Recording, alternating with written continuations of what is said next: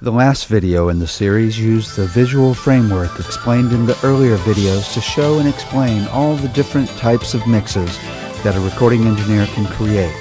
Particularly, it shows the traditions that have developed over the years for mixing different styles of music.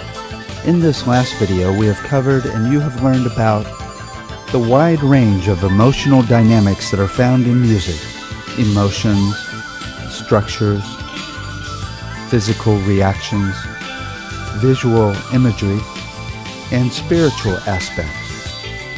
We then covered the dynamics that can be created with each of the four tools based on individual settings, patterns of settings, and movement.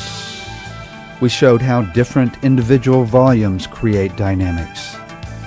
We introduced you to the 6 levels of volume and then covered how each instrument sound is placed at different volumes for different styles of music and songs. We showed the dynamics that can be created through different volume patterns, such as uneven volumes versus even volumes.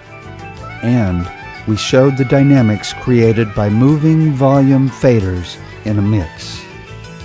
We then went through different EQ dynamics created by EQing individual sounds. We then covered the more intense dynamic created by the overall EQ, or EQ patterns. We then discussed the intense dynamic of changing EQ during a mix. Next, we looked at the different traditions in panning different styles of music and the traditions for panning particular instrument sounds. We then covered the dynamics created by overall panning patterns, such as symmetrical mixes and asymmetrical mixes. We advanced to the dynamic created by moving pan pots during the mix and showed different types of panning movement.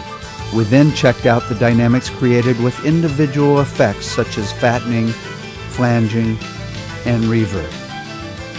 We looked at the dynamics you can design through various patterns of effects, that is, full wall of sound mixes versus clean and clear sparse mixes.